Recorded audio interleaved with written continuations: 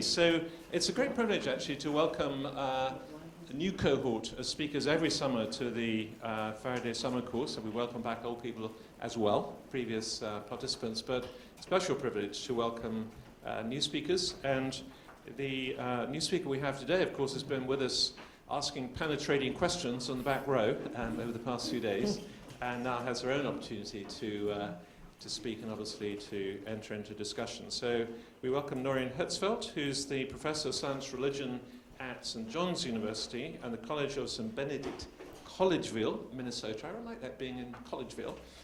She holds degrees in computer science, mathematics from Penn State University, a PhD also in theology from the Graduate Theological Union in Berkeley, California, and has a particular interest in this whole field of computing and the relationship between human personhood and what computers can do and so forth.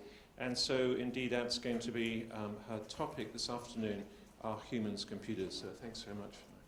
Okay. Yeah, it's late in the day and getting late in the conference. Like Tim, I think I've only got about 45 minutes of material here.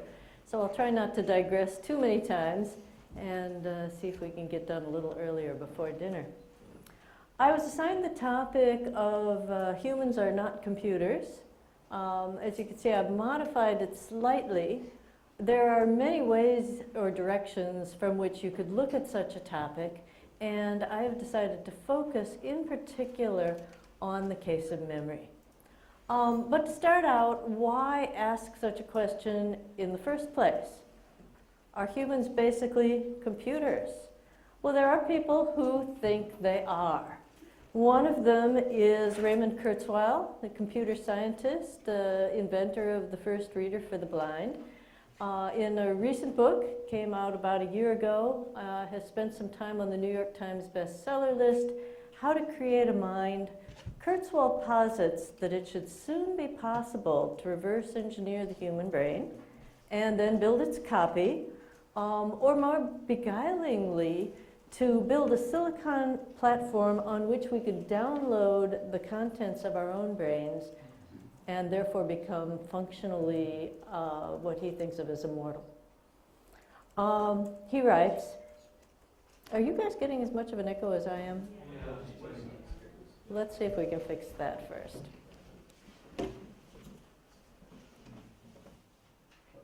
Okay, is that better? Okay, great. Anyway, he writes, we've developed tools that are now enabling us to understand our own biology in precise information terms. We're rapidly reverse engineering the information processes that underlie biology, including that of our brains.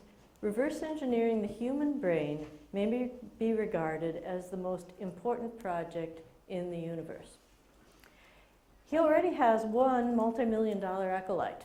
And that's the man you see down at the bottom. That's not Kurzweil. That's actually the Russian media tycoon, Dmitry Itskov. And he has pledged his fortune towards an initiative to mass produce lifelike, low-cost avatars that could be uploaded with the contents of a human brain by the year 2045. So he's an optimist. But he is expecting that if all of you could just hang around till 2045, he thinks there'll be nice low-cost machines there, and you can simply download the informational patterns of your brain onto those machines, and that will then make you functionally immortal. Okay, are these two guys alone? Not entirely. You know, they fall into the larger history of a group, many of whom you've already heard quoted before, yesterday and today. One would be the molecular biologist Francis Crick, who stated, you, your joys, your sorrows, your memories, your ambitions, your sense of personal identity, and your will are nothing more than the behavior of a vast assembly of nerve cells and their associated molecules. You're nothing but a pack of neurons. And the philosopher Daniel Dennett extrapolates on this and says, if the phenomena of human consciousness are explicable as just the activity of a virtual machine realized in the astronomically adjustable connections of the human brain, then in principle, a suitably programmed robot could be conscious and could have a self.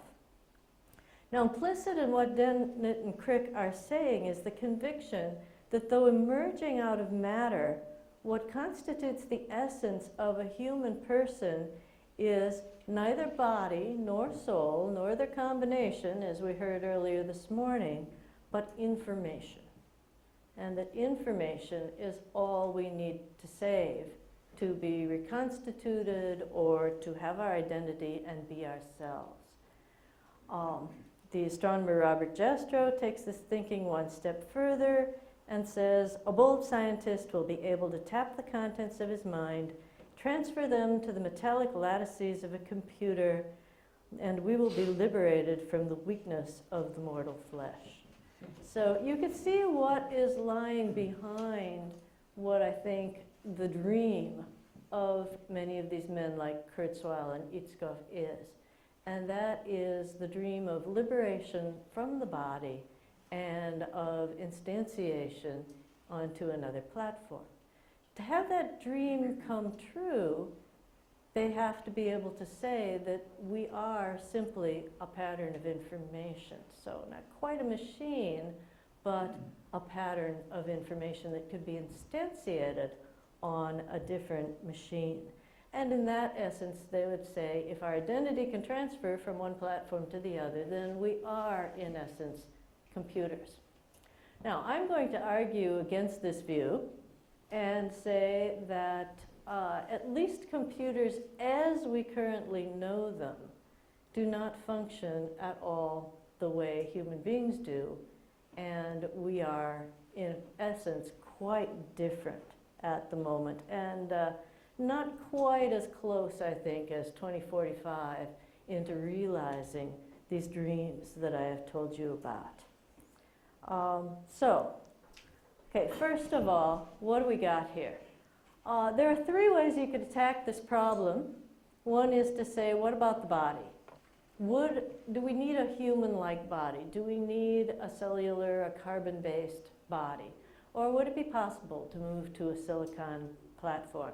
I'm not going to deal with this today. If you want to hear more about this, I'd be happy to talk to you about it separately or in the question and answer session. Two things I will just quickly say is that a silicon body would have very different experiences from our regular bodies, and at the moment at least would seem to have a paucity of senses that we would be able to reproduce, which would be part of what would give it this very different experience. Then you have consciousness, which is the second component that they say makes up the human being. I add mind to that because I believe that the human mind is more than just consciousness. For one thing, we've got all of the subconscious to deal with. As we heard from Kara, all of our processing is not located just in the brain. It's scattered. There's some that happens in other parts of the body. As we heard from Tim, we're going to have possibly some free will problems, because what you've got in a computer is, remember Angelo and Angela? Okay, what you've got in the computer is Angelo. Okay, that's the one who is programmed, you know, and didn't actually have the experiences that led up to the moment of making the willful decision. So we've, you know, I could say, well, gee, okay, well, we listened to Daniel today, we listened to Tim, Kara threw in a few ideas, so I'll stop there, you know. But I won't, because there's a third component, and that is memory. And memory is, I think, one of the most important things that gives us our identity. So that's what I want to focus on. And as many of you commented on the quotation I had on the first slide, Gabriel Garcia Marquez writes, "Life is what one remembers and how one remembers it in order to recount it." Now, my students are often quite willing to substitute computer's memory for their own. You know, to say, well, I can Google that. I don't need to remember that. But I'm going to posit that despite outward similarities, computer memory is something totally different from human memory and is a very poor substitute for it. So here's a quick outline of where I want to go. just quickly say, why computers at this point? Well, you notice that Peter mentioned how a couple centuries back, the metaphor was hydraulic machines. In other words, we always use whatever we see as the epitome of our machinery as a metaphor for understanding ourselves. So computers are just the epitome of machinery right here. Now, as we look at the question of memory, I want to talk first about how we experience memory, then how our memories, embodied memory, really works, and then how computer memory really works, and then look at the religious and philosophical implications of this in two areas. For human relationships, so hopefully I'll say a few things to your relationship question, and for self-understanding. Okay, so I want to give you three quick examples. The first one, how could I talk about memory and not talk about Proust, right? So in La Recherche du Temps Perdu, a tea-soaked Madeleine takes Marcel Proust back to a world that he had largely forgotten. It's a world of sights and sounds and experiences that was locked inside his memory. And the sensory experience of biting into that Madeleine, its taste and smell, unlocked the door. Now, Proust implies a conception of memory that is commonly held, that memories are almost like photographs, a series of photographs that are stored in our mind. He writes, "As soon as I had recognized the taste of the piece of Madeleine soaked in her decoction of lime blossom, which my aunt used to give me, immediately the old gray house upon the street where her room was rose up like a stage set." So he says there was this cue, the Madeleine unlocked the memory in my mind, the memory rose up, and there it was in front of me. Now, think of a memory from your own childhood. Now, what does that memory consist of? Sights, probably. Sounds, perhaps.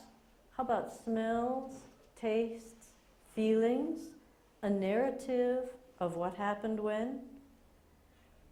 Okay, one of my earliest recollections is of a birthday. I believe I was turning either 3 or 4. My parents gave a party. They invited over a couple that we knew who had children that were round about the same age as those in my family. And frankly, I don't remember a thing about the party. Okay, what I do remember, which I think is somewhat captured in this photograph, is the late afternoon, about an hour before they were going to arrive. I was drifting around the house in my party dress. A late summer thunderstorm was brewing outside, being kicked up by a hot south wind. The sky was slowly darkening with clouds. And I recall to this day the oddly mixed feelings I had of excited expectation that it was my birthday, I was going to have a party, and disquiet about the impending storm. But is that disquiet that I remember what I really felt that day? Or is it what I have so often felt whenever a storm is brewing and approaching? I don't really know. Well, let me give you a third example about memory. Okay, recently I was talking to a colleague and friend of mine, and for some reason we recalled when we first met one another. And this was more than 10 years ago. And we both agreed on the basic narrative. It turns out that my colleague Nick was telling a somewhat off-color joke to another colleague, Steve, and I fell in step with them after a meeting. Nick suddenly fell quiet. And of course, Steve said, "Well, come on, what's the punchline?" And Nick said, "Well, not in front of a lady." And Steve saw me there and said, "Oh, that's not a lady, that's just Noreen." Now, as longtime only female member of an all-male computer science department, I hope what he simply meant was, Noreen's been one of the guys for a long time. But the point here is that when Nick and I brought up this memory, we both remembered that he was telling an off-color joke. In fact, we both remembered the joke. Anyone wants to hear it, I'll tell you later. And, you know, we both remembered Steve's rejoinder. Well, that's no lady, that's just Noreen. Okay, but when we got to other details, our memories were completely different. He thought that we were in the main building of our college and that we were walking down the main stairwell after leaving a meeting in that building. I thought, yes, we were leaving a meeting, but it was in the science building, and it was December, and we were wearing heavy winter coats and crossing the parking lot in front of the science building. Very different recollections. Okay? So our memories had parts that were the same and parts that were completely different. It kind of reminded me, I don't know if any of you remember the old musical and movie Gigi, but there's one song in there where an elderly pair of lovers re-meet, and they're recounting, they're being together, and he sings, "That carriage ride, you walked me home. I lost a glove, you lost a comb. Ah, yes, I remember it well." You all know it, right? So we all have this experience with memory. Now, what do these three stories tell us about recollective memory?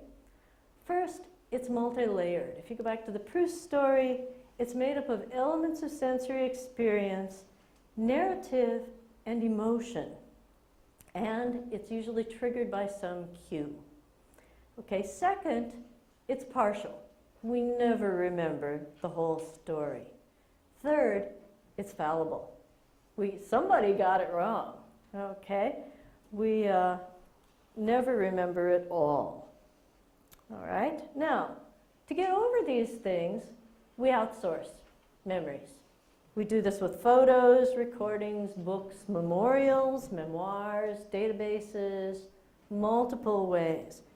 And we rely on these outsourced memories more and more. And I think particularly now that we have computers, we rely on them much more than on our own memories. Okay? But when we outsource a memory, we have changed not only how we remember the thing we outsourced, but what we remember. Okay? In other words, we change two things. We will change the content of that memory somewhat, but mostly we have changed the process of remembering. And there are ramifications to this change in process. And these ramifications are not just on our recollection of the past, they change the present as well. So that's what I'm going to argue, that by outsourcing memory, we not only change how we remember the past, but we actually change our interactions with people in the present. So let's return for a second to my story of meeting my colleague Nick for the first time. Okay, we both recalled the basic line of the plot. We both recalled a few details, like the off-color joke. Okay, we had other recollections that were strikingly different. Okay, why would this be so? Well, first of all, we do not store our memories as complete, discrete entities. We only store bits and pieces of an experience, fragments from which we later reconstruct the memory. As Ulrich Neisser puts it, out of a few stored bone chips, we remember a dinosaur. Okay, Nick and I each remembered Steve's unfortunate rejoinder and that we were coming from a meeting. And beyond that, we each reconstructed the scene in a different way, the way a movie director might flesh out a script by adding scenery, adding a background, and blocking in, what the actors ought to do. And each director will do this in a different way, as we did. We put the memory in a different setting. Now, it's interesting to note, his office is in the main building, my office is in the science hall. We each put the memory into our own building. Which bits and pieces we store is largely determined by what is already in our memory. Durable memories have a meaningful association with something that is already there. Okay, so that's why I think in a way we may have hung the memory, each of us, on the peg of where our office already was, using what was already there. Now this is one reason why I caution my students not to get too reliant on Google. When they say, I don't need to remember any of that, I can always Google it. I always say, well, first of all, you're going to be the really boring person at a cocktail party. Secondly, you're not going to have any mental pegs to hang stuff on. You know, here's kind of the picture I give them, the mental peg theory of human memory. I say you got to drive enough mental pegs into your mind so that when new information comes on, you've got a place to hang it. If you don't have a place to hang it, you're not going to remember it, and the things that come into your mind, information, is going to land in a heap like so much laundry at the floor of a closet. Okay? So I believe that my memory is more accurate than Nick's. Well, of course I do, right? But I believe it is because I had the advantage of having a peg to hang that first meeting on. You see, Nick was the new colleague, and he had recently been introduced at a large faculty gathering, and I recall at that gathering noting that he seemed to be a somewhat singular and interesting person, and someone I would like to get to know. You see, I had already driven a little peg in that said, interesting person, new colleague, get to know him. Okay? He hadn't done that. I had not been introduced at that gathering, and so I was a total stranger as far as he was concerned. So I believe that, okay, I had a peg to hang that meeting on. He did not. Okay? According to the neurologist Antonio Damasio, there's no single peg that we hang a memory on. Okay, there are many parts to the brain, and we put different pieces of data in different parts. So a single memory, you know, the dinosaur bone chips for that memory didn't all go into one spot of my brain. It got scattered about. So short-term memory might be in the prefrontal cortex, the posterior cortex, sensory data. The hippocampus is responsible for reassembling the memory. The amygdala may hold the emotional tone of that memory. So, you know, there's no one spot where I can say, okay, here's the place I put the memory, but you put different pieces of the memory into different parts of your brain. Okay? An external cue comes along, and you run around, you gather the pieces, you put them back together, and you say, here's the memory. Okay, so far from being static engrams stored somewhere in our brains, whole cloth, our memories are bits and pieces stored in multiple places and reassembled into a narrative as needed. Now, in the process of reassembly, some other things happen. We have a second difference. These pieces are never reassembled the same way twice. Okay? Why not? Part of it is the role of the memory cue. Daniel Schachter has noted, the cue combines with the engram to yield a new emergent entity, the recollective experience of the rememberer that differs from either of its constituents. So, as we heard earlier, the brain stores information by increasing the connectivity between different neurons. When we recall an experience, the cue itself activates certain neurons. You know, so when Bruce bites into that Madeleine, he is activating neurons in that present experience. And so when the recollection comes up, the recollection gets blended with the present experience of the cue. So the very act of remembering induces a new pattern of activity in the brain. So this explains certain things.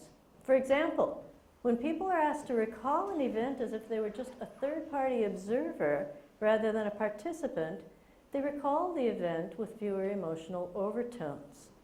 And this change in feeling may then become permanent. This is one reason why with certain patients who have experienced a trauma, it can be helpful to have that person retell the experience of the trauma as if they were a third-party observer. It ratchets down the emotion, and when they resave the memory, they may resave it with that emotion at a lower level. So like an image that is traced and retraced, or a story told over and over again, each time we retrieve a memory, we change it slightly, and what we restore back into our memories is rarely quite the same. The present leaves a trace on the past, and the act of remembering changes the memory itself, merging thoughts and feelings from the present with the past. Now, the psychologist Dan McAdams notes the importance of narrative in recollecting. He says, the unfolding drama of life is revealed more by the telling than by the actual events told. Stories are not merely chronicles like a secretary's minutes of a meeting, written to report exactly what transpired and at what time. Stories are less about facts and more about meanings. In the subjective and embellished telling of the past is constructed and history is made. So the interaction of time and memory adds new layers of complexity. Now, we all know this in some way. We know that experiences may interfere with our ability to recall previous ones. You know, at best, new experiences will color our memories of the past. Think about a person, you know, your memories of a person. You might, for example, have met the person and initially not liked them. And then they do something very kind for you, and you find that this, you know, changes your feelings about that person. It will also change your memory of that earlier meeting. And, you know, I've had that experience several times. In fact, I had it with this friend Nick that I was telling you about. We later ended up traveling together, got to know each other very well. And, you know, I find now that my memory of that first meeting, you know, that I have a vague memory at some part of my mind that says, you didn't like him, you thought he was really full of himself. You know, besides maybe being a little misogynistic. But I can't feel that anymore. You know, now when I bring up memories of that first meeting, it has a kind of a warm, friendly glow about it. The emotions have changed over time. Okay. As Walter Benjamin puts it, the work of memory collapses time. But the interesting thing is when you first read that, you think, oh yeah, the work of memory collapses time because it takes me back into the past. But it's also the case that the work of memory collapses time, not so much by making the past present, but by making the present part of the past. So, as experiences recede into the past, we also find that fewer and fewer cues are sufficient to bring them back, especially as we get a little older, right? We forget. And while this bothers us, it actually is a very adaptive thing, okay?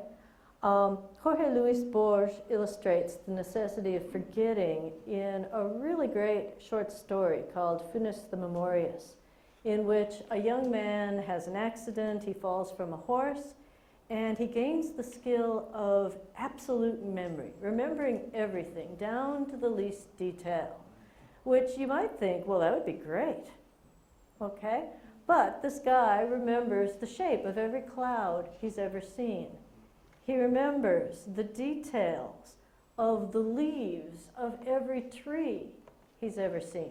He remembers what he has had for breakfast every single day, okay? For such a perfect memory, he pays a very high price. You know, he cannot, so to speak, see the forest for the trees. He cannot really think, because as Borges puts it, to think is to forget a difference. Okay? He cannot categorize or generalize because he cannot forget a difference.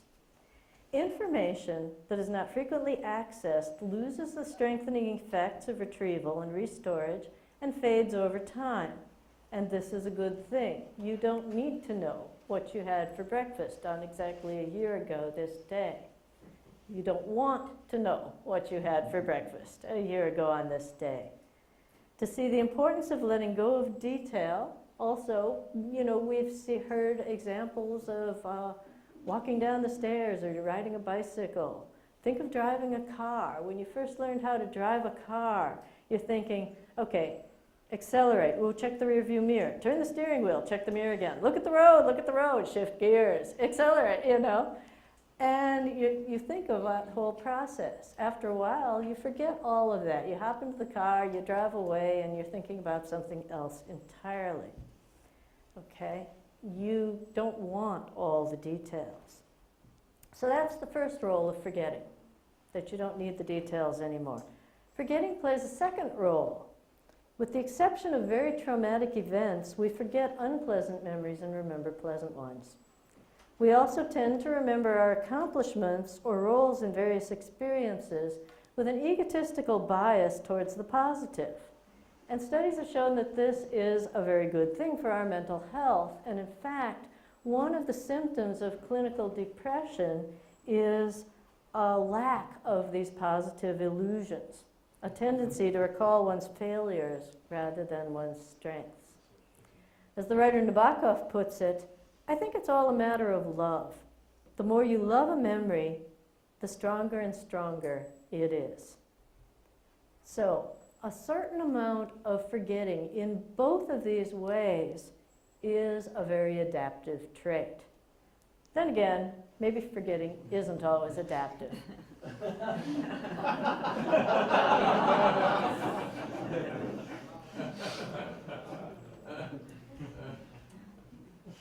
Okay, so this is embodied memory. Just to quickly summarize it, we store pieces of an experience in various parts of the brain through strengthening neural connections. When a sufficient cue appears, we collect those pieces from the different pegs in our brain, we put them together, we construct a narrative, we then restore the important bits of this new narrative, often with subtle changes. Our memory is a storyteller, strengthening and weakening parts of the story relative to the frequency of its telling, changing the story to fit the present context, giving us a two-way dialectic with the past. Our memories of the past form who we are in the present, but our present selves form and reform our memories of the past. Okay, so that's our memory. Now, let's talk about computer memory a little bit. Memory is foundational to the computer. Memory is the single most important part of the computer. The first computers, as you can kind of see in this picture, had to be rewired for every computation that they were to perform, which made this rather slow and tedious task. A great step forward, which was envisioned by Alan Turing, but achieved by von Neumann, was to move to stored programs, in which the instructions for performing the computation are encoded and stored in the computer's memory the same way as data. Computers are all about memory. Data is stored in the memory, programs are stored in the memory, and really only a very few operations are necessarily wired into the processor. In fact, I tell my beginning computer science students, the very smallest processor, and now there's no processor really this small, but to have a functional processor, you really would only need two operations, addition and equivalence. With addition and equivalence, you can do a lot of processing. Okay, now nobody's going to make a processor that small, but you can do a lot of computer processing just with those two. Even the most sophisticated tasks accomplished by artificial intelligence are memory-based. Large databases of facts are quickly searched for patterns and precedents. However, when we speak of memory in regard to the computer, we're using the term in a very different sense. Computers reduce memory to storage. They turn it from being a process into being a place, really. Now, that's a bit simplistic, but let's go a little further with this. And you could say, well, it's not completely simplistic. John von Neumann thought of memory this way. He thought of memory as a filing cabinet. And he said he found it frustrating that we could not locate each file immediately, and that computers were really better at this. And I think computer memories have utility precisely in the ways that they differ from embodied memory. In other words, that they are largely static, they're easily navigable, and they are largely large, much larger than our own memory.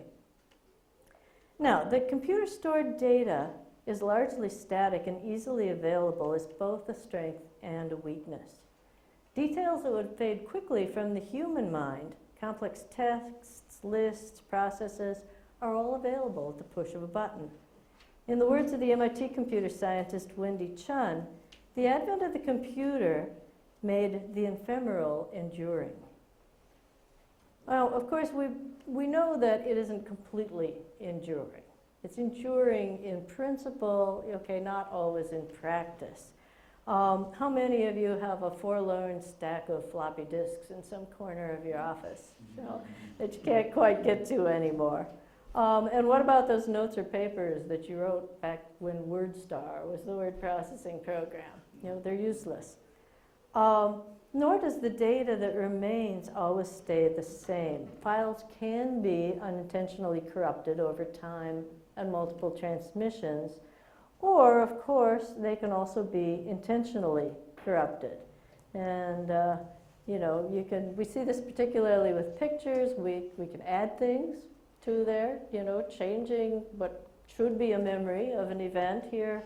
You'll notice that we got George W. there in the stands.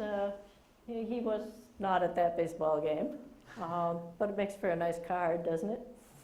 Or sometimes things appear that shouldn't. Sometimes things disappear. Okay, here we have a picture of the Russian patriarch, and you'll notice in the picture on the right, he has a rather nice watch on his wrist. And the picture that actually was put out in the Russian media, well, for some reason that watch has disappeared. So things come and things go in what can be stored in the computer. Okay. But, in theory, most computer-stored data remains unchanged in nature or content from the moment it was stored until it is overwritten by something else. So there is not this process of subtle or incremental change that we find with human memory. The present rarely influences the past unless it's deliberate. Okay. Now, our databases are also much larger than human memory, and large databases and the ability to search them quickly underlie the most recent developments in computer technology. So the wisdom of the Jeopardy playing program Watson, the cracking of the human genetic code, Siri's ability to process natural language when you talk to your phone, the uncanny way that Google or Amazon.com seems to know exactly what you might want. Well, all of these are exploiting the size of memory and the speed of current processors in order to delve into that memory to accomplish tasks that humans might do, but that we would do in a very different manner. Okay, Deep Blue beat Kasparov partly by having on hand a record of all of Kasparov's past games, which would be unlikely to be held in the mind of a human chess champion.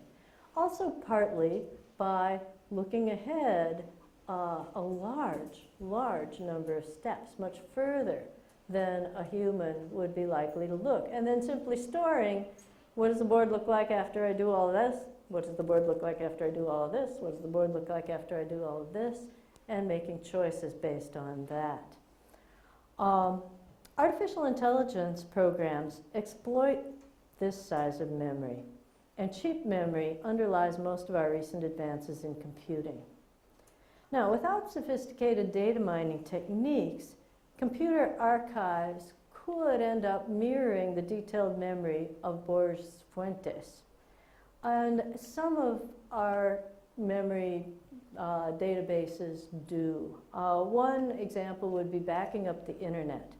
Now, this is done periodically by the Internet Wayback Machine, and since it would be both time-consuming and controversial to winnow what should endure from what should we let go, The Wayback Machine simply backs up everything, all accessible sites. Now, the sheer volume of this archive, at least at present, makes it close to useless. On a day-to-day basis, my students experience this as well. You know, I found that many of my students have downloaded so many songs onto their iPhones or their iPods that they can't find anything in there. They can't figure out, you know, and they say, yeah, I really listen to the same 20 over and over again. So having too large a database can be also deleterious. Okay, I'd like to turn now, though, into saying, well, first let me summarize, okay? So the difference with the computer memory is that this memory is largely static, okay? It's much larger than our memory, which can be good and bad, can be useful if you have the mining techniques to use it, not useful if you've simply got too much data, okay? And, you know, beyond that, it doesn't change. It stays pretty much the same. Okay, now what effect does that have on us? I'd like to turn from here to the implications of these two different kinds of memory.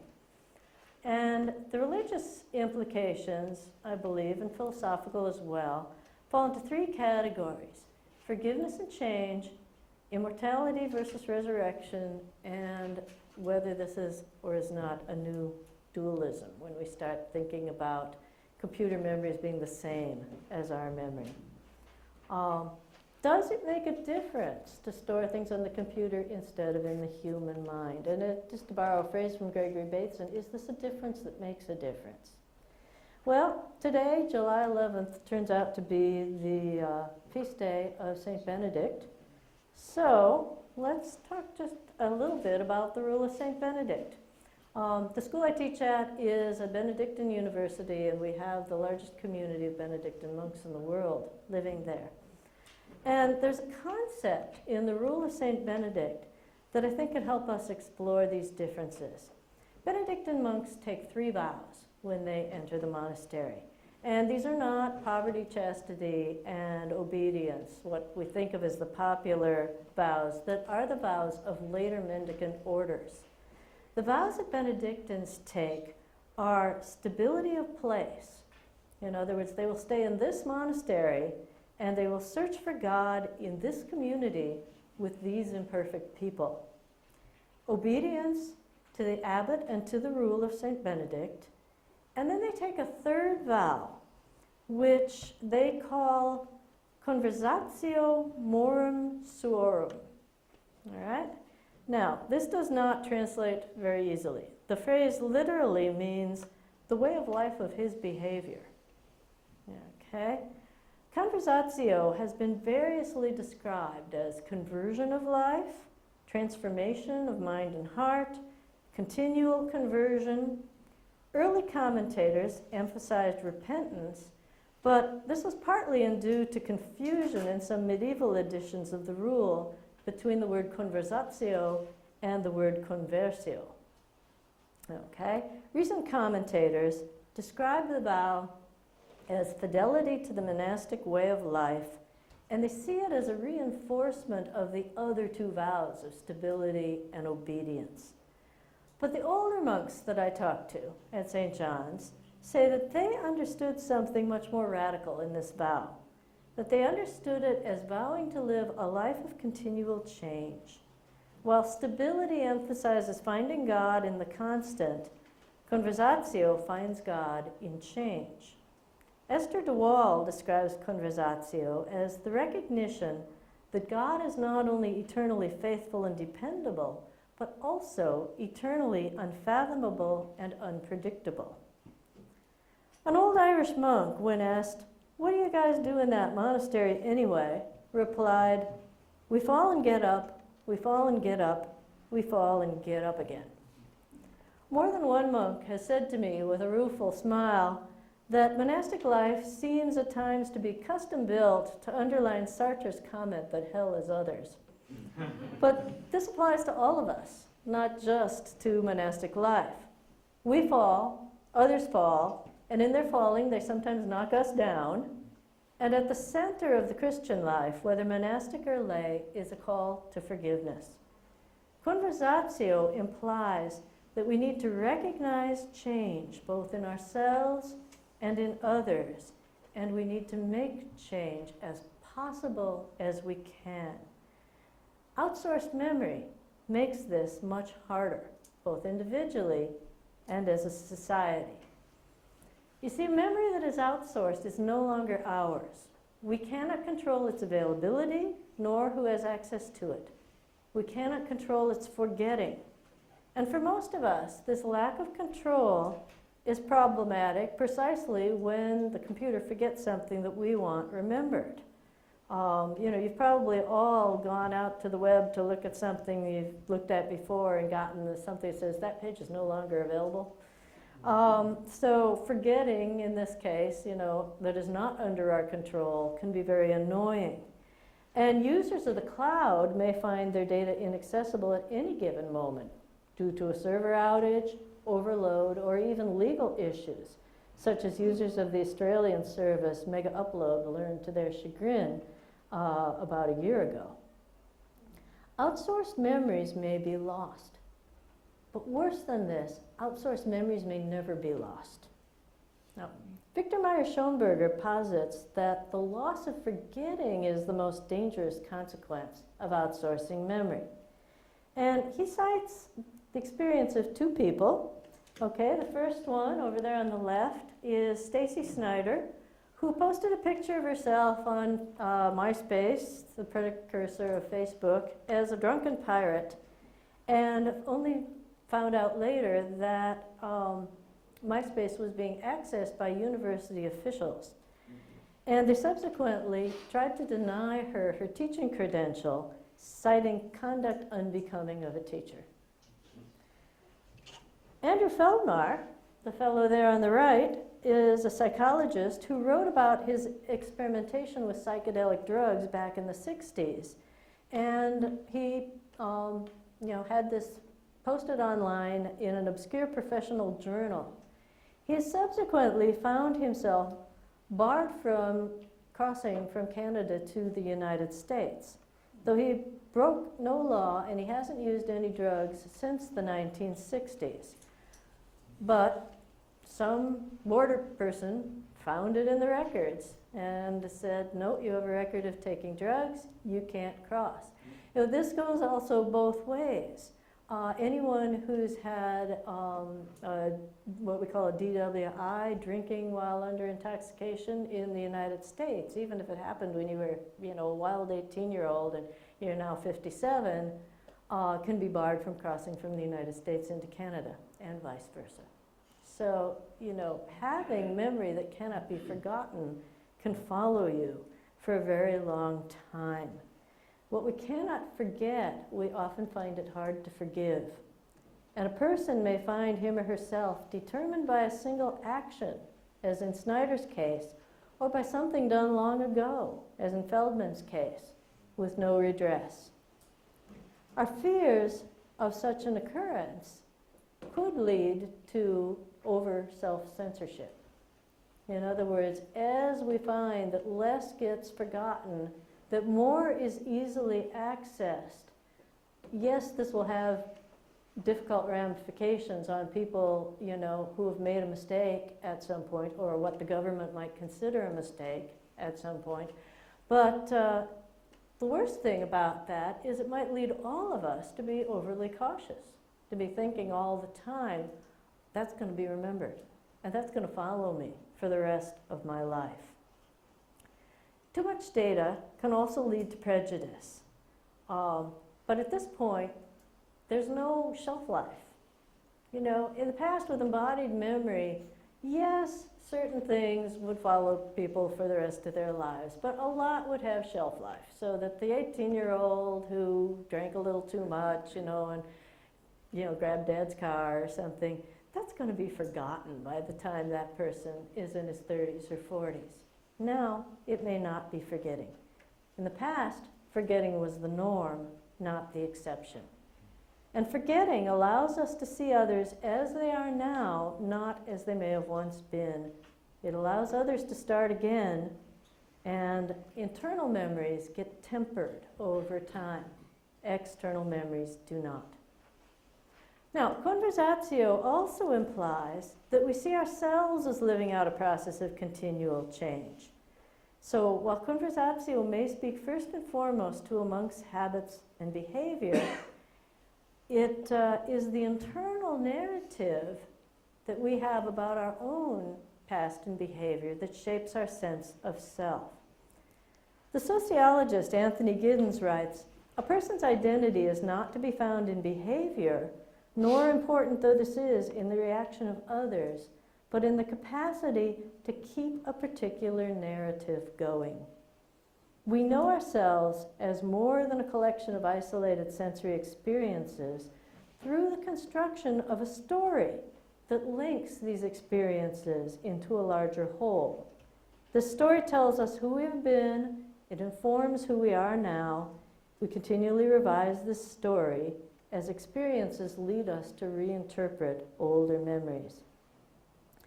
Now, some have noted that the postmodern world makes a keeping of a self-narrative like this an increasingly complex task.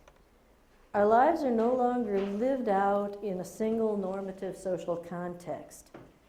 The certainties of modernity, faith in science and technology, assumptions about objectivity and rational discourse, belief in progress, the assumed coherence of political and economic systems, have been severely undermined, leaving a multiplicity of power discourses. Outsourced memory reinforces these conflicting voices.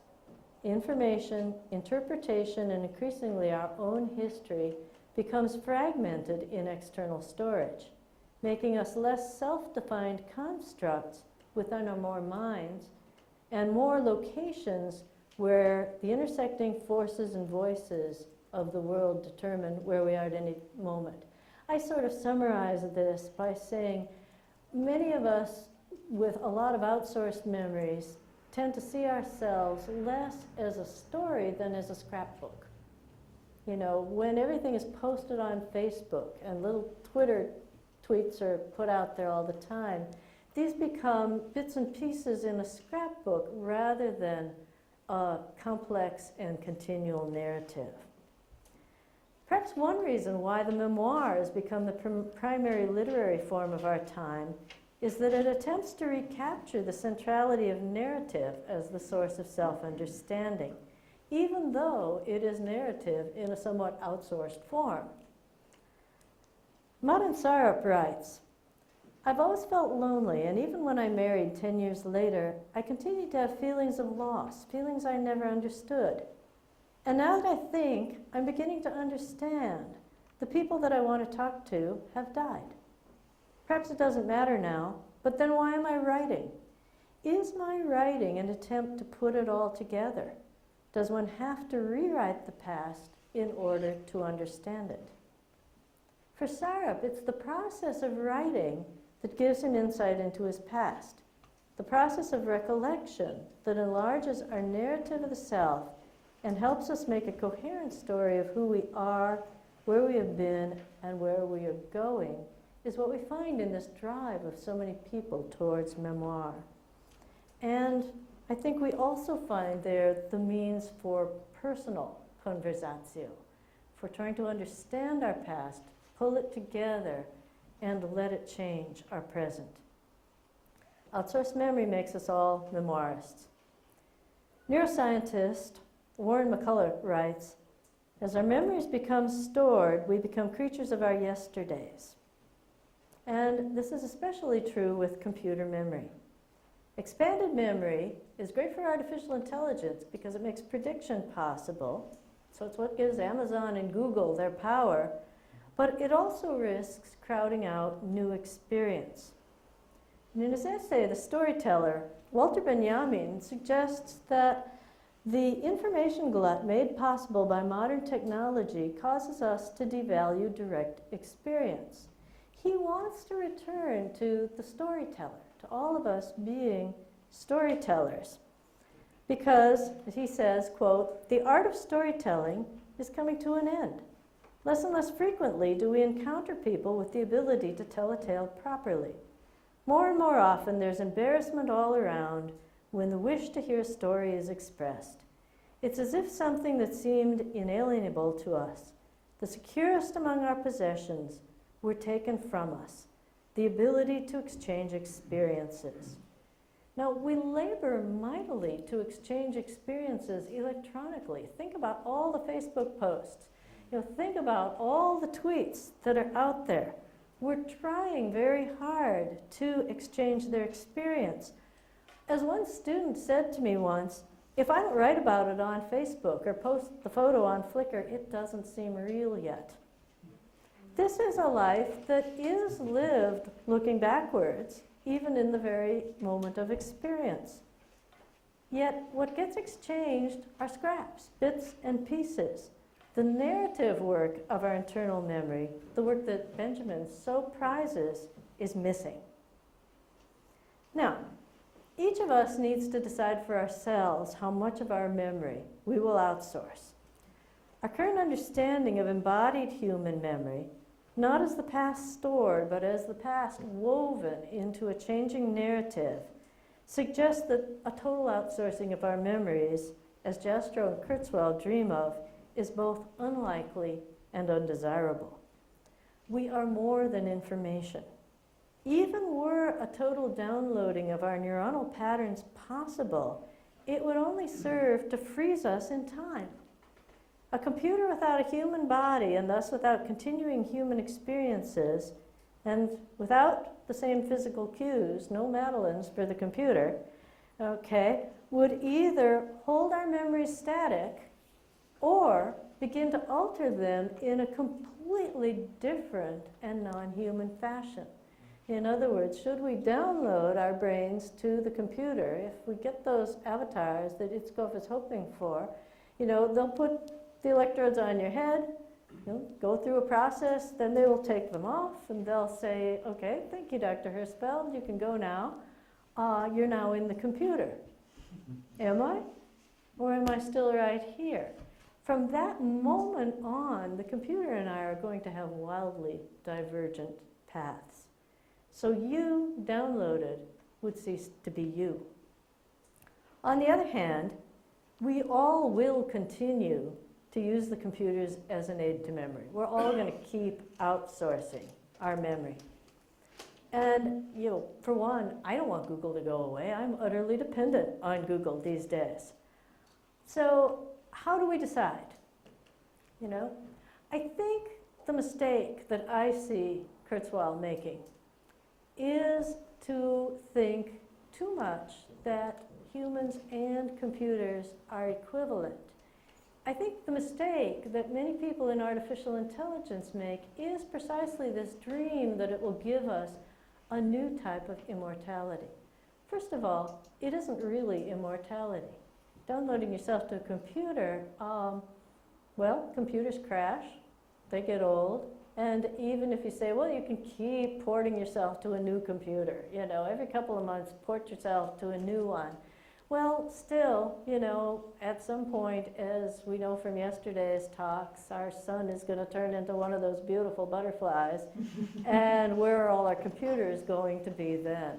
In other words, this is not the same thing as the resurrection that is promised to us in our Christian tradition, in the Islamic tradition, in any of our religious traditions. It's just more time, even if it were a perfect copy of ourselves. So I would say the best advice really was probably given by Jesus when he said, render unto Caesar the things that are Caesar, and unto God's the things that are God's. I would say to us, paraphrase this as saying, render unto the computer the things that are good for the computer to do. Long, detailed files, wonderful. The maps that we all need to find our way around in Google Maps, great. But leave to the human being the things that the human being can do. The narrative processing that helps us to understand each other, to understand ourselves, and to live in relationship with each other, a relationship that is forgiving, that is self-forgiving, that is both forgetting, but also, as Nabokov said, that is remembering of those things that we love. Thank you.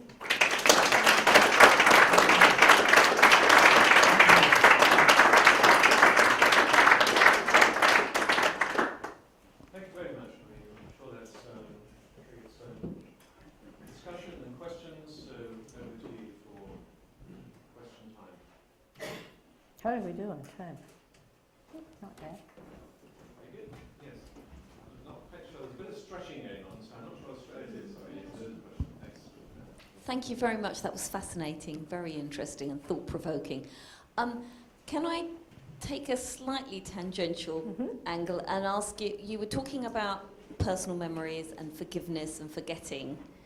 I wonder whether you'd like to comment on how much from the 20th century onwards, the records, visual records of what has happened globally will affect cultural remembering. I mean, are we going to be able to remember the Holocaust, for instance, much more than we can culturally, communities remembered atrocities from the past, because we have those records, we have films of what happened, and we have those records to see. It's not just a case of something that's receding into history and talked about, but it's something very kind of raw in way of visual record.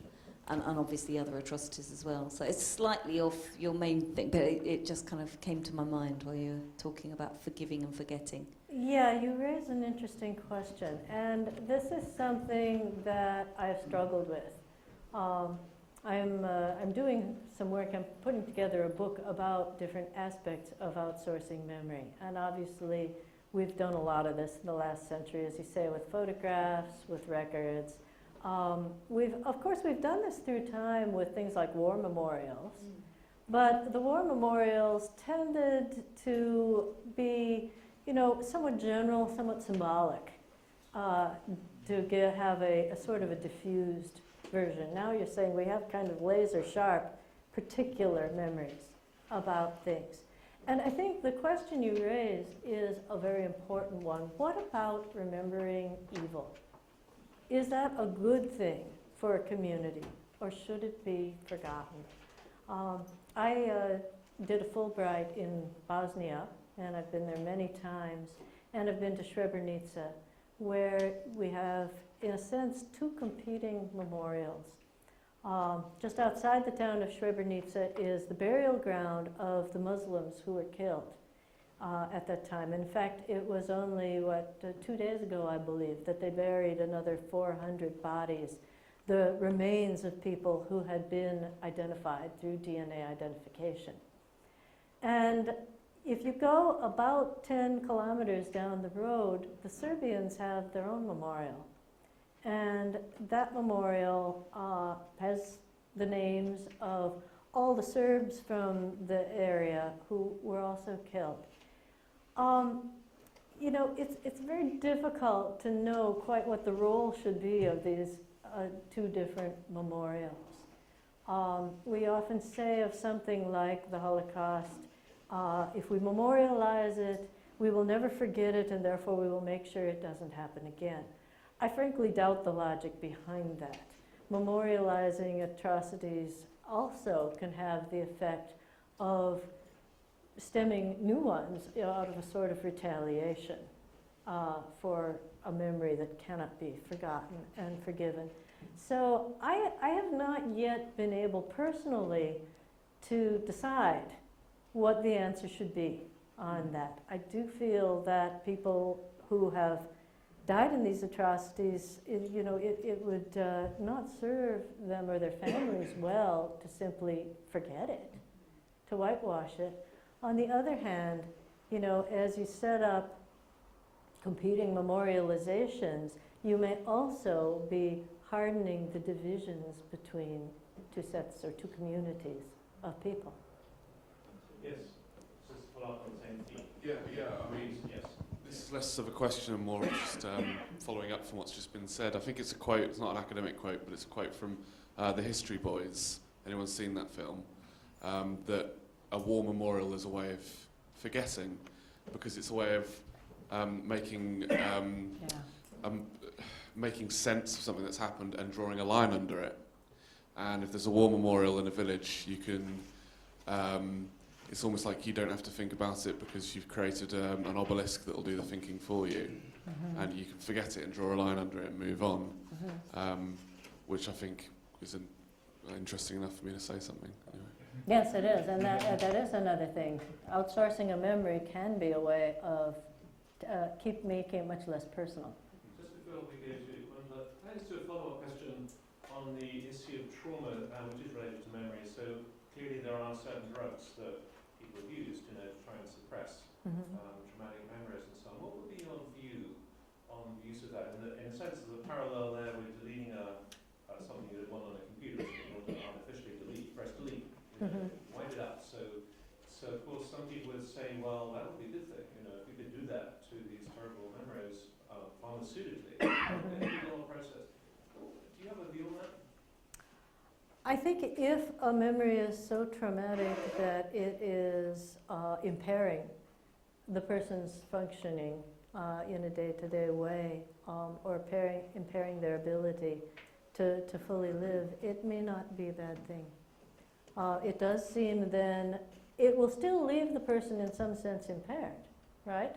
Because they will have lost a piece of their past and a piece of their experience. But one might say, I could see that there would be circumstances where that impairment would be the lesser impairment to the impairment of continually, particularly in a situation of post-traumatic stress disorder where they're continually reliving the trauma again and again and again. How can you do selective deletion? Well, at the moment, we can't. But ideas how you can. Because memories, when memories are stored, they become stable. And when you recall a memory, the storage mechanism becomes unstable.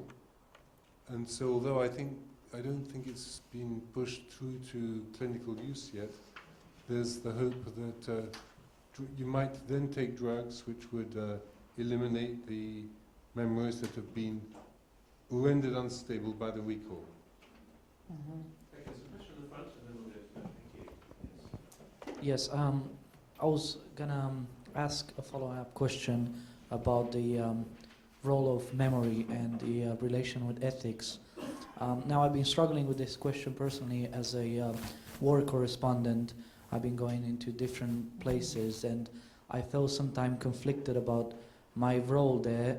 And a way to answer that was that in some way it is somehow an ethical duty to witness these conflicts, and then in some way by standing witness I'm doing something good. I'm writing about it or I'm speaking about it, therefore I'm not letting it to be forgotten. What's your comment on the relation between that ethics and memory? I would agree with you that I think it is important that,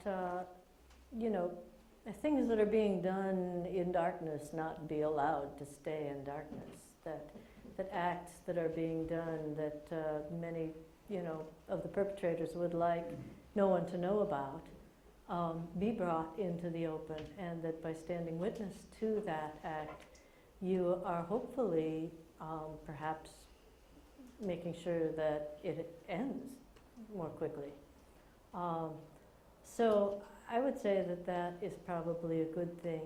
I think the difference between what you are mentioning and what the earlier questioner mentioned has to do more with the duration of time. That you were talking about bringing something immediately into the light and documenting it. And then the question becomes, her question over time of, okay, but for how long, will the persistence of that documentation become a permanent thorn in the side, so to speak? Where do we draw that line? I think that's very difficult.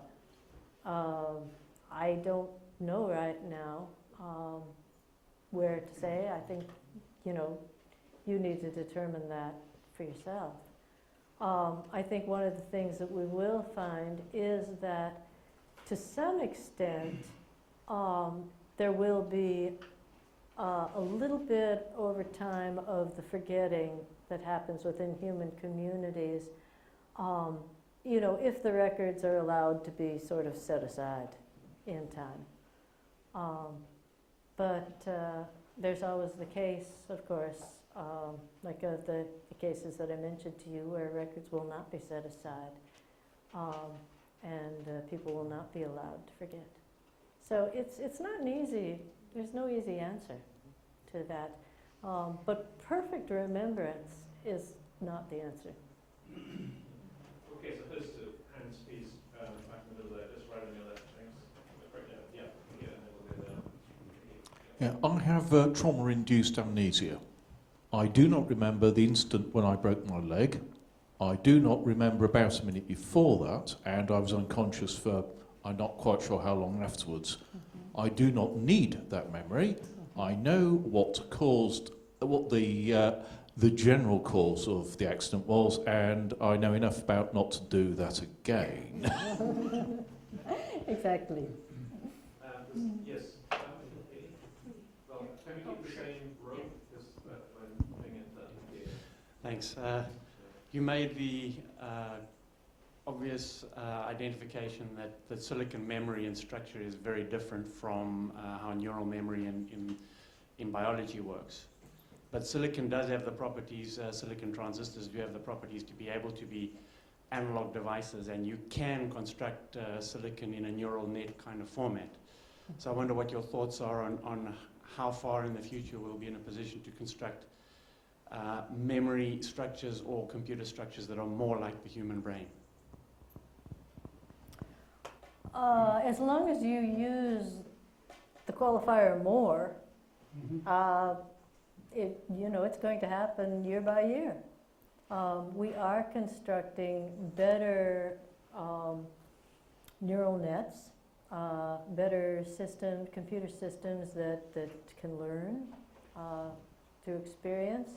However, when you take out that qualifier, as Kurzweil has done, and say, where are we in constructing a silicon network that is like the human brain, I would say that is a long ways away for basically 3 reasons. One is just the sheer size of the human brain, the number of neurons and the number of interconnections between the neurons. At this point, we're not good at dealing with that much size, and we would have to come up with something that could, a silicon platform that could, in a sense, be self-replicating or self-building to be able to get something that big. Otherwise, it's just going to take too much time. Okay. Then there's the whole role of the chemicals in our brain. The neurotransmitting chemicals, the other hormonal chemicals, that has not been taken into account by the vision.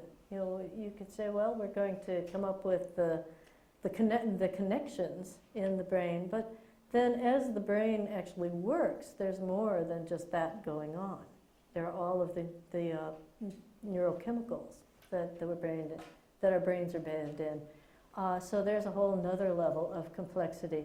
And then the third level is the plasticity of our brains.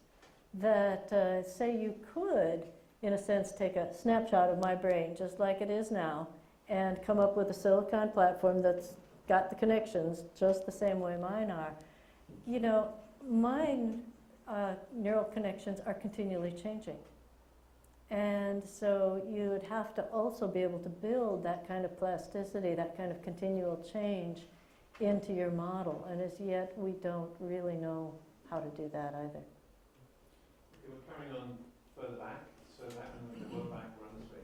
Okay, so wherever it was, the back there, and the back. Yeah, sorry. I really wanted to make a comment. You mentioned Borges and the book which referenced problems of never forgetting and seeing every leaf on the tree and remembering every cloud. It struck me that this is very similar to what you see in some people on the autistic spectrum. Yes. And can I commend to you the play before you go back to America, the curious incident of the dog in the night time, which is currently on in London, because that is a beautiful example of this precise effect, and it's well worth going to just to experience what it was like for someone suffering from this. Thank you. It's also a novel. Noreen, thank you. I love what you say about memory. In my own experience, the issue, the problem with memory, especially within the spiritual context, is not the event itself, it's actually your reaction to it. And I suffered a trauma back in my 20s. And the problem with it was that what it then did was kick in self-pity, which induced depression. Mm-hmm. So the issue was not the memory, the issue was what the memory then triggered. And the problem was I didn't see that trigger had taken place, and as a result I suffered from depression for far longer than I had to. So I find the memory, it's not the memory that's what you remember is not the problem, it's how you react to it that is really problematic within a spiritual, psychological context. I agree with that. And one of the things that I would underline from what I said is that when we outsource memory, it's often the sort of Ding an sich, the thing in itself. But our own memories are multi-layered, so that it's the thing in itself. Oh, so maybe it's an event that happened, so you remember what things looked like, what they sounded like, but you also have the emotions associated with that. And then as you keep bringing up the memory, you're putting new emotions. So as you mentioned, the self-pity, things like that. And so when you refile the memory, you've probably strengthened that reaction that was the unhealthy part. Yes. Again, this is less of a question, more of a point, just a nerdy point to anyone who might have, it's probably going to be the Brits among us who've read The Hitchhiker's Guide to the Galaxy. And it seems to me that Douglas Adams had this idea with Marvin, the depressed robot. I don't know if, Noreen, you've come across Hitchhiker's Guide to the Galaxy, but Marvin couldn't forget, and he was constantly depressed. So maybe if there was any chance of artificial intelligence, it would just be too depressed to bother doing anything. As a computer scientist and Grateful Dead songwriter says, anybody who's had any experience with Microsoft knows that if we ever come up with artificial intelligence, they'll simply be begging us to reboot them all the time.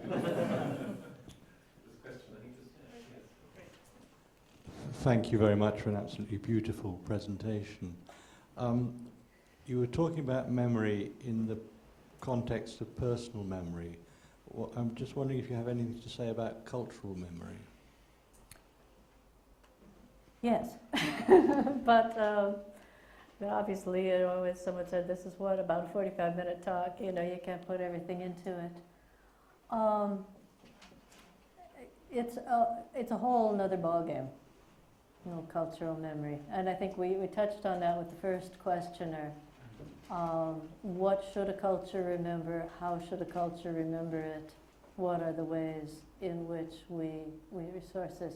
Thinking just of a slightly smaller community, one of the interesting things that I've been looking into lately are how we remember the dead and how we outsource that memory. So when you think about the movement, here in your British countryside, in the villages, you have the church, and the dead are buried right around it, and some of them, if they had more money, in it. Okay, and there they are. You have these memorial stones which at least carry the names, the dates, maybe a little bit of information like the faithful wife of so-and-so or mother of so-and-so. And they're right there as part of the community. Now, when I was growing up in America, cemeteries were, out in the suburbs or the exurbs of town, and they were these great big vast places with pretty impersonal granite monuments. And that had an effect of memory in the community in that the dead were taken out of the community.